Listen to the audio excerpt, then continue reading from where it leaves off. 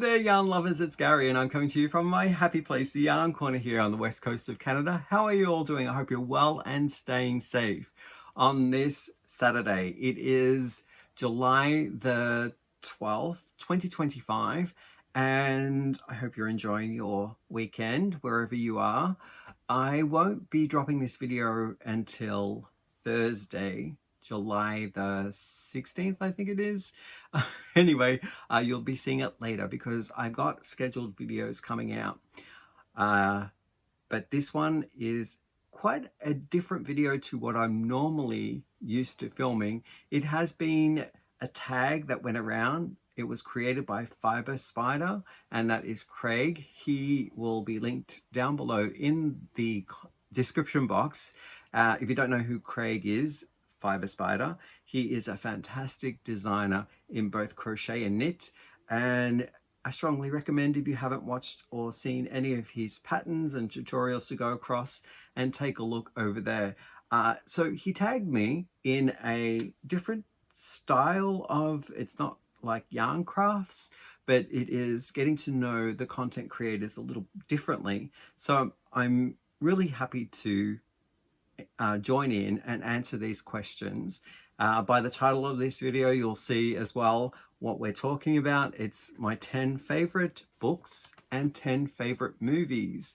If you want to participate as well, please do go ahead and answer the same question. What are your 10 favorite movies or 10 favorite books down in the comment section of this video? I'd love to learn a little bit more about your favorites as well.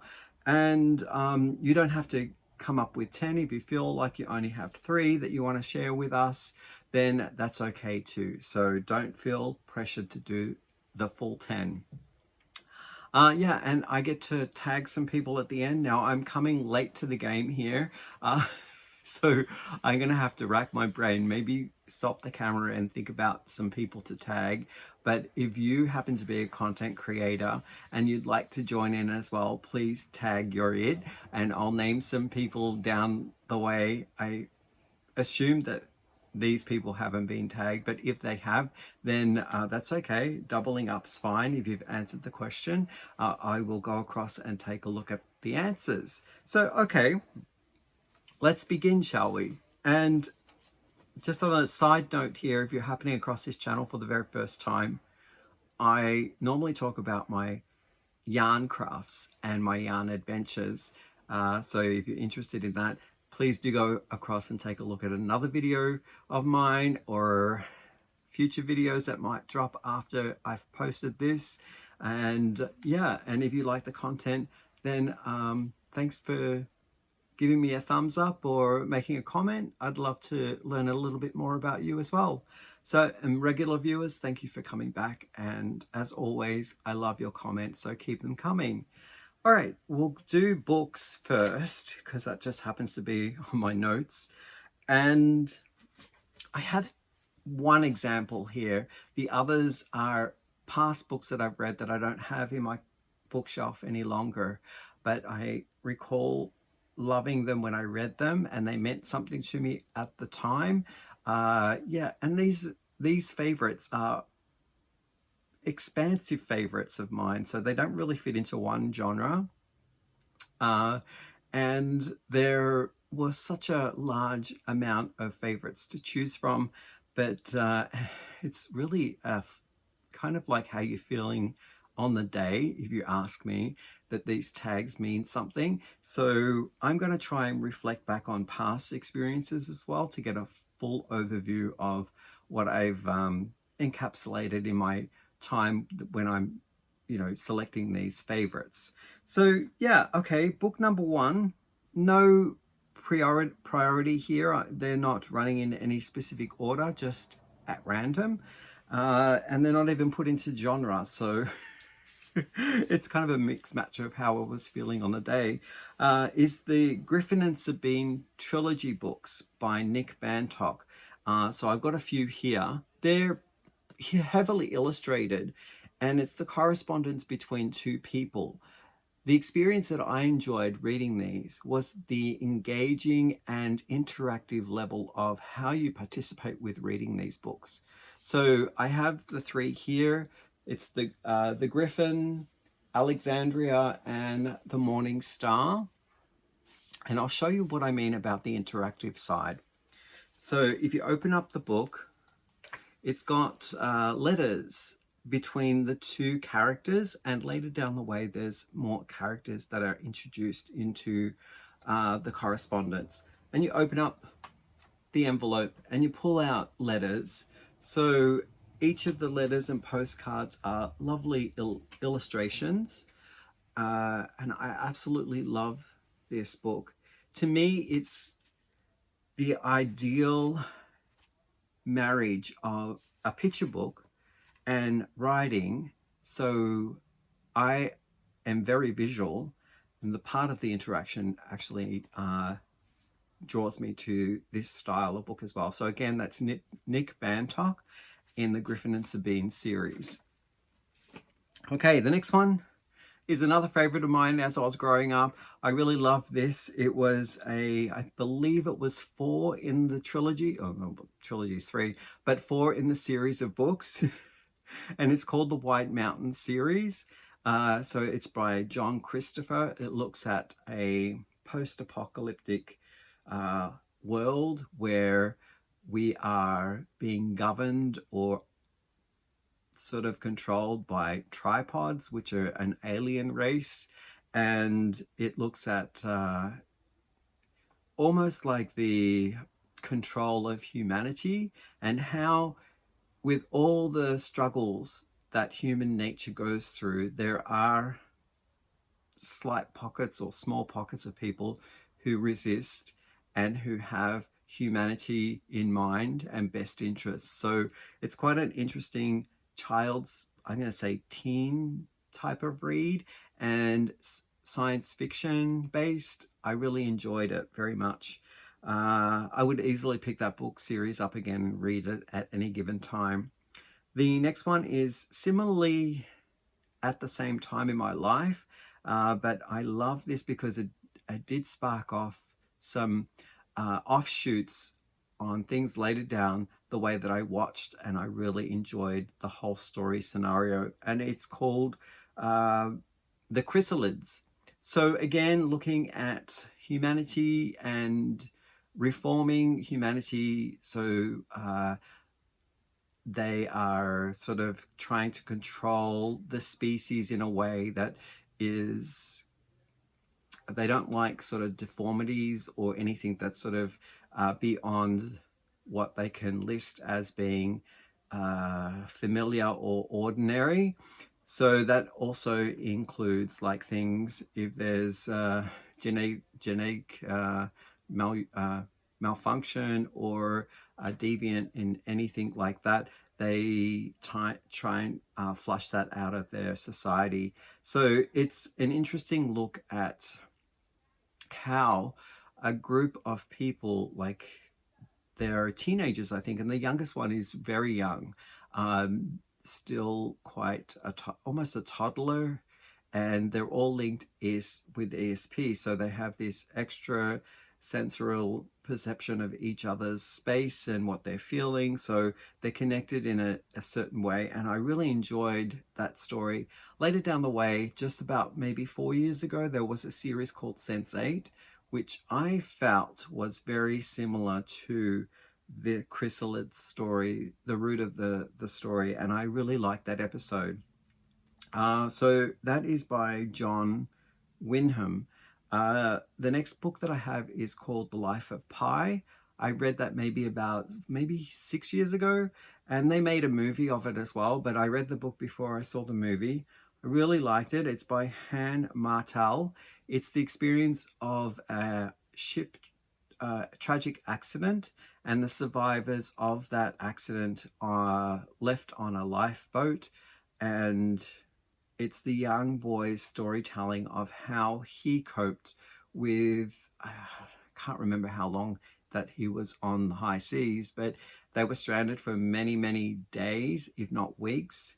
Yeah, I don't think it's based on a true story, but it would be looking at how people cope under stress, duress, you know, how they relate to triggers of what's it called when you're traumatized.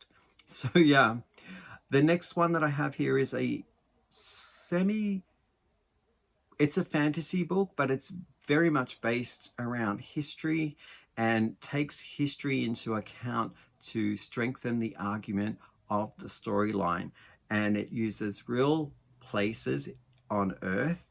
So it has that element of fantasy meshed up with reality and time and history.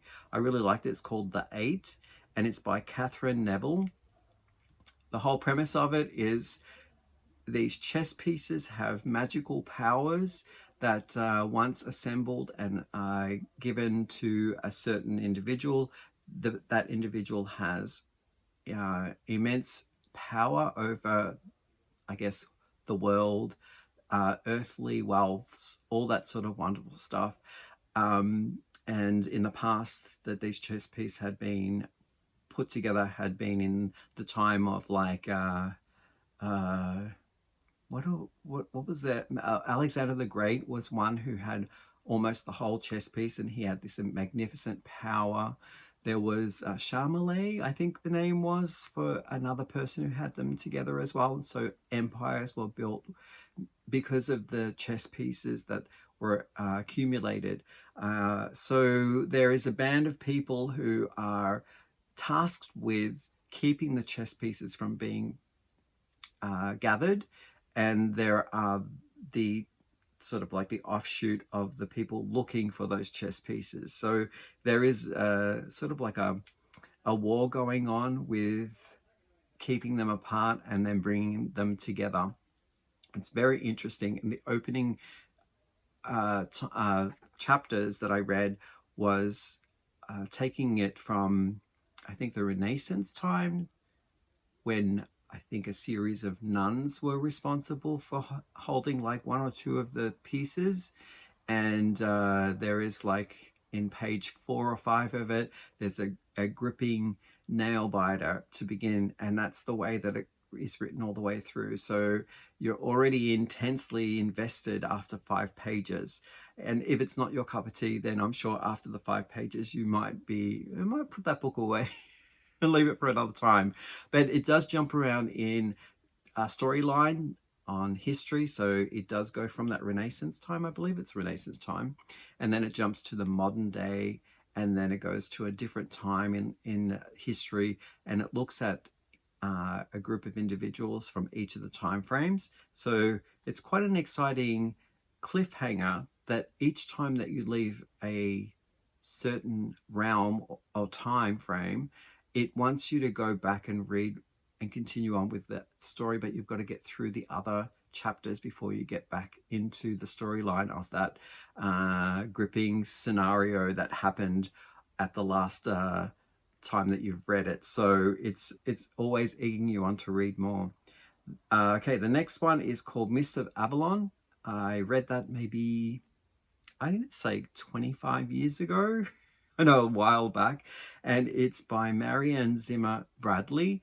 And that is a story that looks at the King Arthur legend, Excalibur, but from the eyes of Morgaine. I've got one here called Good Omen, and it's by Terry Pratchett and Neil Gaiman. I'm sorry if I mispronounced that. My scribble, I don't know what the letters are. I can't read my own writing. So that looks at a comic, sort of like a satire way of looking at the apocalypse. So you got the 4 horses in the Bible and how revelations happen. So you've got war, famine, petulance, and I can't remember what the other one is. Anyway, so they are characters in this story that come to Earth, and they're embodied in well, they've taken on like material form, and they go across the country, and they sort of spread their badness or whatever. But it's in a comical way, and there's actually a series that's been put out. I think a British one. No, I'm not sure. There are British actors in it, but I've watched a few episodes, but I haven't got myself through the whole series of that yet. Good Omens, or Good Omen. Yeah, Good Omens. It's plural. The next one I have here is A Walk in the Woods by Bill Bryson. I read that because I was coming to live in Canada, and I know it's not in Canada, it's in the United States, by the Appalachian Trails.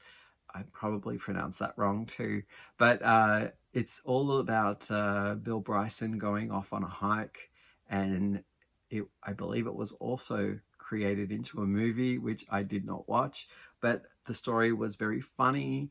The way that Bill Bryson writes the characters, it's hilarious.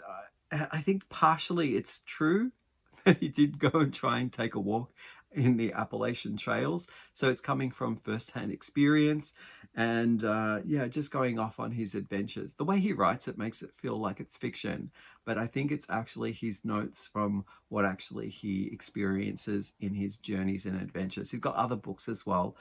He wrote one about Australia, visiting Australia. He wrote one about also the UK, and I did read that one too, but the name is not coming to mind right now. Then my ninth book is Lion, the Witch and the Wardrobe, one of my favorite childhood books. I had the Narnia, the whole series of Narnia books. I think there were maybe 10 altogether, 9 or 10. My favorite one was The Lion, the Witch and the Wardrobe, but I also am going to give favorable mention to the very first one. I think it's called The Magician's Nephew. Love that book. And it did lead into the story on how the wardrobe was made as well for The Lion, the Witch and the Wardrobe, which I thought was a fantastic lead into I guess you could say that's the most popular book. And I've been waiting for someone like Disney or another feature film creator to do The Magician's Nephew, but I've never seen it. Okay, so the next one that I have here is, that's by C.S. Lewis, The Lion, Witch and the Wardrobe. To Kill a Mockingbird is my last one by Harper Lee. It was a high school read. We were asked to read that, I think, in year 10, when we were all around, say, 15, 16. And that book, it was just a fun read. It was probably when I was getting more serious about reading as well. I am at a lull right now with my reading, but there are valleys and peaks within my life where reading is an enjoyable pastime, and I really like submerging in it. And I think To Kill a Mockingbird was probably one of my uphill kind of like markers where I focused more on reading and enjoyed it. So that's why I chose To Kill a Mockingbird. Okay, now on to movies. Maybe you have some similar movie choices to me, and I have not put these in any order as well, as mentioned, in priority or in genre. So they're all going to be all over the place. And some of them are kind of like a batch of series as well that I'm going to put into the one category. All right, the first one that I have here is called, you might know this one. It's titled Labyrinth, and it's a fantasy style movie that I saw personally back in the 80s. Yeah, I think it was the 80s, late 80s anyway. It stars a very young Jennifer Connelly, and one of my favorite performers of all time, David Bowie. So you can't go wrong. He sings in it as well, so I thought that was neat. And it looks at the main character is not ready to give up her childhood, and she needs to come to terms with how she's got to take on responsibilities and sort of like grow out of certain things in her life that no longer serve her. So she has a very young baby brother, and she wishes him away. So the Fairy King comes to take him away, and the Fairy King's David Bowie. So it's her journey on getting her baby brother back. So she meets characters along the way. She goes into a different world. Okay, so the director of The Labyrinth is Jim Henson. The next movie I've batched into two because they follow one after the other in a series, and that is Star Wars followed by The Empire Strikes Back. So I'm putting them in the batch together, and they have different directors. So Star Wars has George Lucas, and The Empire Strikes Back has Irwin Irvin Kershner. Studded cast, well-known people in each of these. Mark Hamill, Carrie Fisher, Harrison Ford. How do you explain the dynamic of storyline behind? I would say it's a battle between light and dark forces. So the Force is like a spiritual superpower that you can attain more control over and harness it to do very powerful things, like through the mind. And yeah, so I guess that's the best explanation that I can give. It's definitely a galaxy intergalactic movie where you can ride a spaceship into light speed and travel different planetary systems. There are different species from different planets, so some people call them aliens, but yeah, there's a definite interest there on which side you fall on, whether you fall on the rebellion side, which is considered the light energy, or if you fall on the more negative side, which is the imperial energy.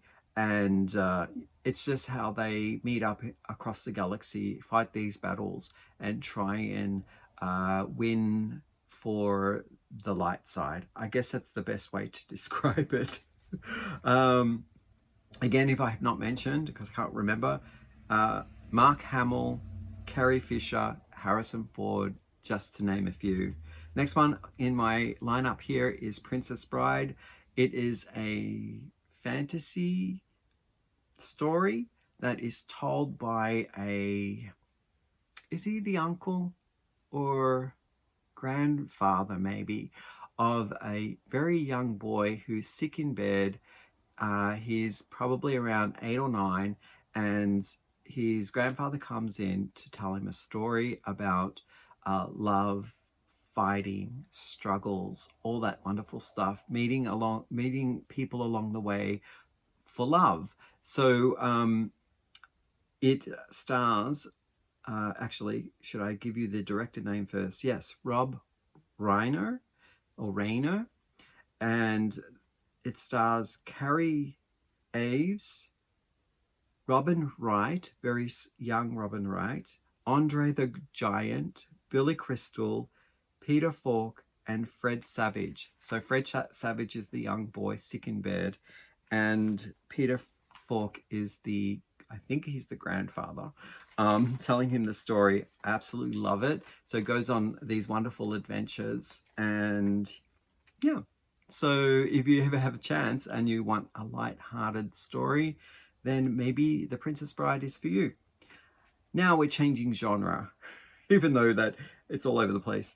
The next one that I have on my list is Alien.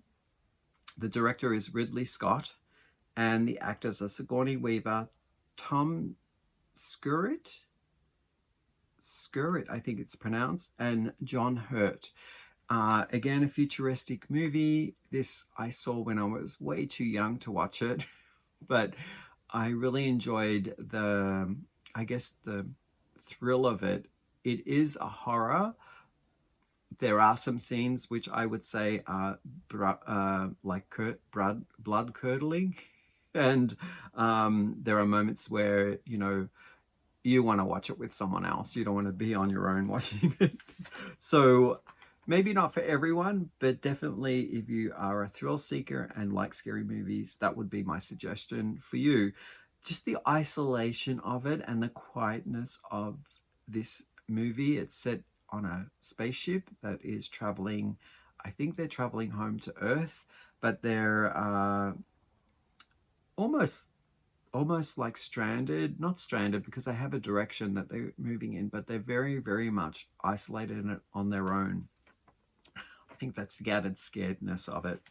The caption to the movie, I believe, was "In space, nobody can hear you scream." I think that might have been the alien caption. Okay, next on my list I have is, oh, we're changing direction here. We're going to an animated movie. I really like Monsters, Inc. And the director for that is a few people. So we have Pete Doctor, David Silverman, and Lee Enrich, I think it's how you pronounce it. So this one is a animated movie which has lots of monsters, and the storyline is based on the fact that if they're looking for energy in Monsterland to run their world, and how they get it is really ingenious. I won't spoil it for you, but they have almost like a medaling system or accolades given to monsters that do a better job than others. So it looks at the character who always gets it right and plays it off with a character that always fumbles up. So it's really, really a sweet story.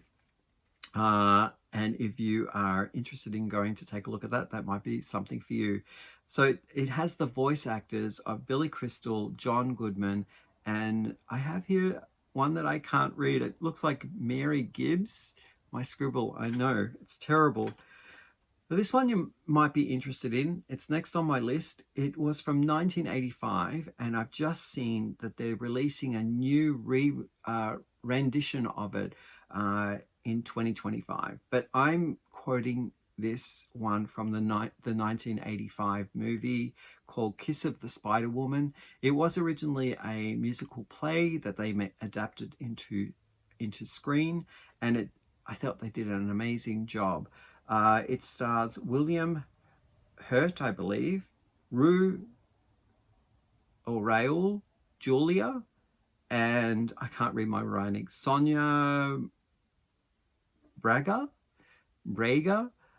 It's remarkable. It's a story about two prisoners in a cell, and one is a political activist and the other one is a performing artist, I would say, who has a mundane life, but something happened and he ends up in the prison cell with this political activist. And they try to persuade information, like he's almost like an implant, trying to get information about this political activist. So it's an interesting storyline because it cuts into the fantasy land of the performer, who is the other counterpart to the prison cell. And you might enjoy if you watch it, and some of the songs are quite catchy. The next one I have on my list is Avatar. It's directed by James Cameron, and it stars Sigourney Weaver, Zoe, oh my god, again, I can't read my writing. I want to say Saldiana and Sam Worthington. So this is the first movie, well, one of the first movies. I wouldn't say that it was the first, but it was one that really gave me the experience of a 3D. My chair was kind of activated with the movie as well. So in the flight scenes of Avatar, you sort of saw through jungles and you're sort of running through and you see it through 3D glasses. So you're immersed in the movie, and then your seat kind of reacts to it as well. I thought that was a fabulous experience and well worth paying the money for. I like the storyline as well. Again, talks about like the cross interaction between humans and other species of intelligence and their world, all that wonderful stuff. So if you have a chance, take a look at it. It's a very long movie as well, so take time to have intermissions in that. The next one I have here is called Coda. And that's a movie that's about children with deaf adults or deaf parents. So the story in the end made me cry so much, but cried tears of joy. There is a joyful moment in there which is so like heartfelt. You need to watch it to experience it. But the acting is superb where there's not words to fill the script or the sound bites. There is expression, and there is subtitling, so that you never skip a beat with the storyline itself. I really like that. The director here is Cyan Heder, and it stars Emilio Jones, Marley Martin, and Troy Kessler, I'm going to say. Okay, moving right along. We have here Silence of the Lambs. The director is Jonathan Demme, and it stars Jodie Foster, Anthony Hopkins, and Scott Glenn. Excuse me. This one is a how would you say it? It's like a thriller slash murder mystery, a serial killer, and how an agent, Clarice Starling, is that her name? I think it is. It's just coming to mind. Played by Jodie Foster, is tracking down Buffalo Bill. I think that's the name of the serial killer, and she's using the aid of a convicted and imprisoned felon who also was a serial killer, and she's using him as a source of information to track the current one that is out of prison from killing again. So it's an interesting cat and mouse game between the detective and the source, the information source that she's using, played by Hannibal Lecter, which is that's the character's name, and he's played by Anthony Hopkins. Does an amazing job. So you got to watch it to find out whether she tracks him down. The next one I have here again is Before Sunrise series. So Before Sunrise, Before Sunset. It's directed. The Before Sunrise is directed by Richard Linklater, and it stars Ethan Hawke and Julie Delpy. I absolutely love this. Back in the 80s when I first saw them, they were young, maybe 20-year-old actors playing out the role of the young student traveling through Europe. He meets up with another student on a train journey, and then they both get off the train and they explore the city of Vienna together, and it's just wonderful.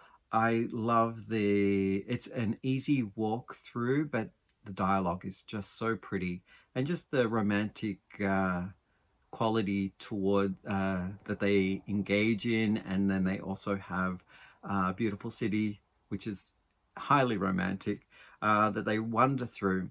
Now, an interesting thing about the series is that these two actors get together every 10 years, or since that Before Sunrise, and they did it again when they were like in their 30s, and it was called Before Sunset.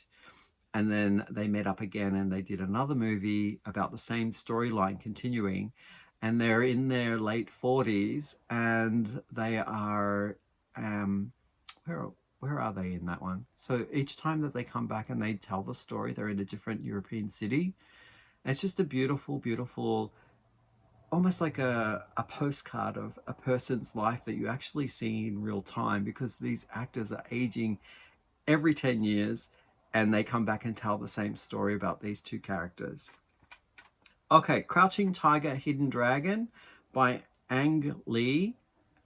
Stars Chow Yun Fat and Michelle Yeoh. Is an amazing, beautiful feast of ancient China, martial arts, cities, kings, queens, dynasties, all that wonderful stuff. There is great fight scenes. There is the power of their spirituality as well that comes out in the storyline. It's just a wonderful movie. Again, another very long one. So if you have the chance to watch it at home, you can put it on pause for intermission, extra popcorn, little bathroom break, all that sort of stuff. I love that movie, just visual feat. And because I'm from Australia, my last one that I have here, I'm going to add this in because I really enjoyed this movie when I watched it. It's called Strictly Ballroom. And this one is directed by Baz Luhrmann, and it stars Paul Mercurio and Tara Morris.